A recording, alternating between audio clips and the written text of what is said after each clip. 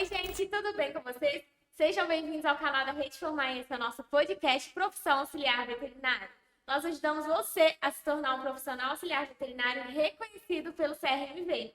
Meu nome é Ingrid e eu sou responsável pelo sucesso do aluno da Rede Formar. Olá, gente. Meu nome é Aline Álvares, eu sou médica veterinária e professora do curso de auxiliar veterinário pela Rede Formar. E o tema do nosso podcast de hoje é tudo que um auxiliar veterinário precisa saber sobre o estetoscópio. Mas antes de iniciar o vídeo, não se esqueça de deixar o like, comentar bastante aqui embaixo e compartilhar esse vídeo. Bora iniciar o podcast. E Aline, por que a gente vai trazer esse tema hoje? Então, Ingrid, o estetoscópio hoje ele é uma ferramenta extremamente importante para a medicina veterinária, né? Não só hoje, mas desde sempre. Você sabia, por exemplo, que com o estetoscópio, além da gente auscultar os batimentos cardíacos também, né, os sons cardíacos, a gente também consegue fazer uma avaliação pulmonar e até mesmo intestinal do animal, avaliando aí, por exemplo, um aumento do movimento dos intestinos ou uma diminuição do movimento desses intestinos. A gente tem algumas doenças que a gente consegue fazer o diagnóstico justamente através do estetoscópio, ouvindo, né, com mais detalhamento ali, o movimento dos nossos órgãos. Então, por isso que a gente trouxe esse tema hoje. É um tema extremamente importante, né? Porque como que funciona, os cuidados que a gente deve ter, como que a gente utiliza. E vai ser de muita valia para todo mundo que está aí com a gente hoje. Então, no podcast de hoje, a gente vai falar um pouquinho sobre a história do estetoscópio, como que esse equipamento ele funciona, os cuidados que a gente tem que ter com ele, porque a gente vê que dentro da medicina veterinária, e até mesmo na medicina humana, é um instrumento de fundamental importância para uma avaliação clínica. E Aline, então conta pra gente. Como que surgiu o estetoscópio? Olha, Ingrid, de acordo com as minhas pesquisas, tudo começou lá por volta de 1800, mais ou menos. Um médico francês, ao precisar de examinar uma paciente e ficar um pouco desconfortável em auscultar o coração dela, né, através de colocar mesmo o ouvido, colocar a cabeça no peito da paciente ali, ele teve a ideia de enrolar um pedaço de papel mesmo e fazer com esse pedaço de papel aí o primeiro estetoscópio, né? Depois dessa invenção que ele fez, ele percebeu ali que a acústica, o som dos batimentos cardíacos, ele se propagava de uma maneira muito mais audível do que quando você coloca mesmo o ouvido, né, no tórax da pessoa ali para poder avaliar. E esse modelo de estetoscópio aí, apenas com um fone, né, através de um tubo mesmo, ele foi muito, muito utilizado.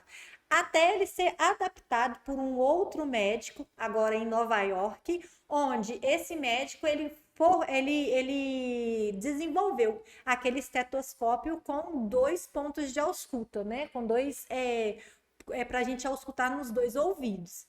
Então, desde 1800, o estetoscópio ele vem evoluindo a fim de melhorar mesmo a questão da auscultação cardíaca, auscultação pulmonar e intestinal.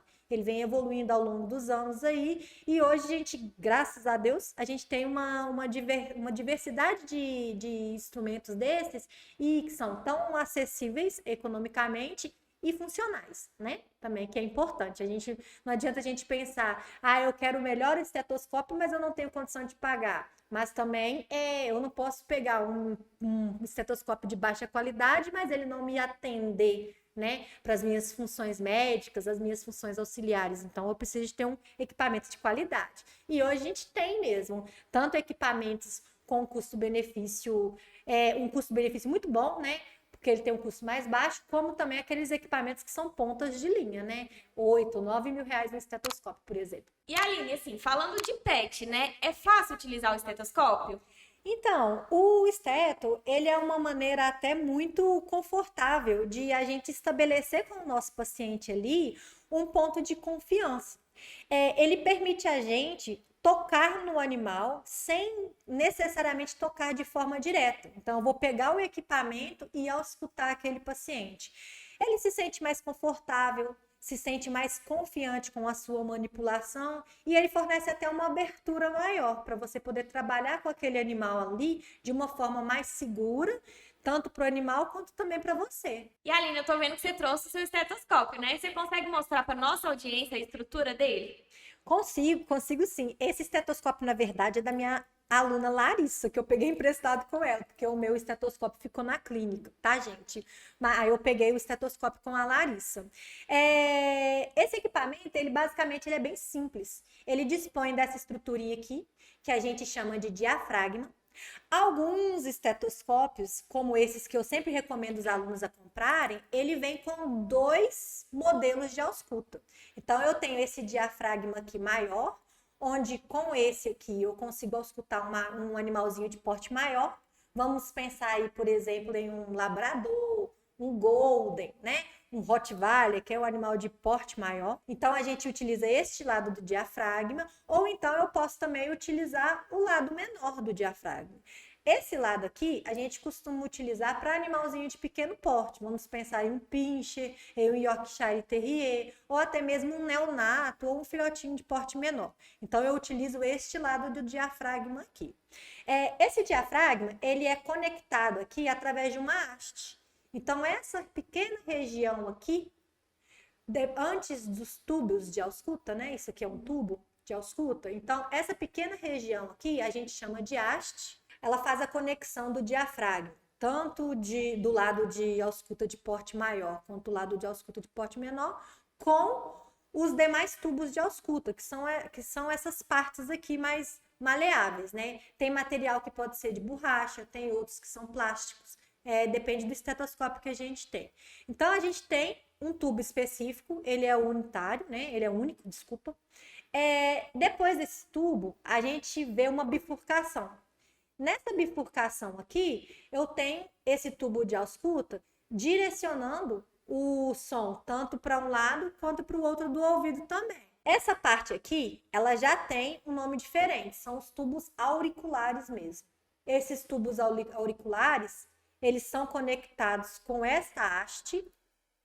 E essa haste aqui, ela tem uma formação anatômica perfeita que encaixa no seu ouvido. Se a gente colocar assim para a câmera, o pessoal lá de casa ele vai ver que eles não são paralelos entre si. Olha, eles são um pouquinho inclinados. Por quê? Quando você coloca ele no ouvido, ele precisa de ter essa inclinação para encaixar perfeitamente no seu ouvido.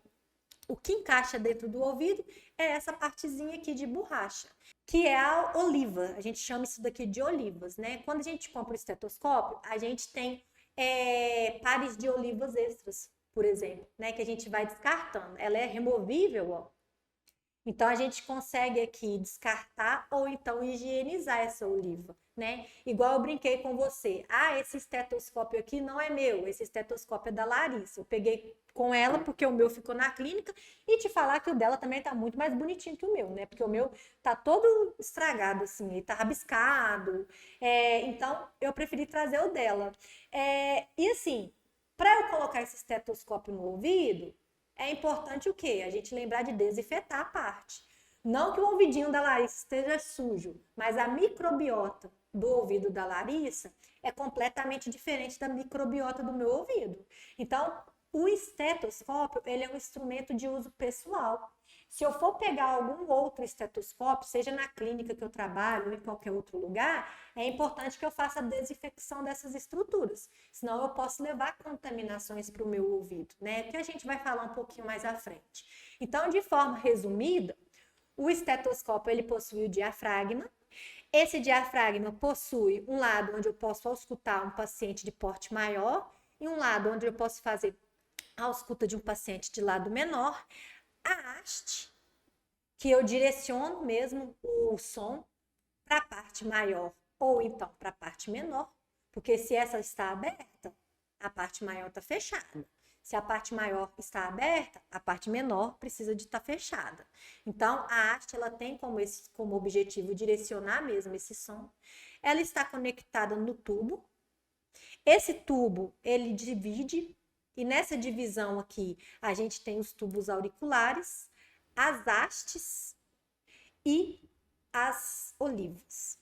E Aline, qual que é a importância de cuidar bem do estetoscópio? Então, ele é um importante instrumento seu de trabalho, né? Então, se você está fazendo o curso de auxiliar veterinário ou fazendo medicina veterinária, você vai ter que entender que isso daqui você carrega ao longo da sua carreira inteira. Então, o tempo inteiro você vai utilizar isso daqui em animais para avaliações diversas, igual eu comentei, né? A gente faz a avaliação cardíaca, a gente consegue ali diferenciar os sons cardíacos, né, os sons das bulhas, por exemplo, a contração mesmo do coração, né, a sístole, a diástole. A gente consegue auscultar os sons pulmonares, os locais que estão tendo estertores, por exemplo, que são aquelas bolinhas, né, às vezes o paciente ele está com um quadro de edema pulmonar, então a gente consegue ouvir as bolinhas através do estetoscópio, a gente consegue auscultar o barulho do intestino, para saber se o animal está apresentando muitos gases ou então está com um aumento do peristaltismo intestinal, que é aquela movimentação que o nosso intestino faz, né, para poder fazer o trânsito do intestino. Então, por exemplo, se o animal ele está ali apresentando um peristaltismo elevado, isso indica que, ó, pode vir um quadro de diarreia, por exemplo, ou ele está tendo um quadro de irritação intestinal. E se ele está com peristaltismo diminuído, poxa, ele pode desenvolver um risco aí de ter uma obstrução intestinal, por exemplo, né? E será que a dieta dele tá legal? Porque ele tá com baixa motilidade do intestino, né? Tem várias doenças que causam a baixa motilidade, a alta motilidade, mas isso tudo é investigado. E como vai ser investigado? Através da identificação do som. Então é importante que o seu equipamento ele esteja em boas condições de uso, né? Então eu preciso de avaliar sempre a posição aqui do diafragma. A gente tem o tamborzinho do diafragma aqui e muitas vezes esse equipamento aqui ele resseca.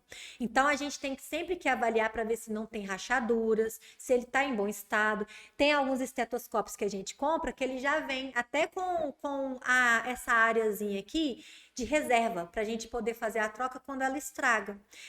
Eu preciso de avaliar se ele está limpo mesmo, ele está bem limpinho, tanto na parte aqui do diafragma, quanto principalmente nas partes das olivas que eu brinquei com você, né? A gente tem que limpar essas olivas aqui, ó, todos os dias. Sempre, porque a gente tem cera no ouvido, isso aqui vai entupindo, por exemplo. Quem produz muita cera, isso aqui entope. Então a gente tem que deixar isso daqui de molho, no alquinho, 70%, fazer a higienização dele, né? Pra gente evitar que a gente tenha dificuldade de ouvir algum som, ou acabe não percebendo algum som justamente por obstrução das olivas.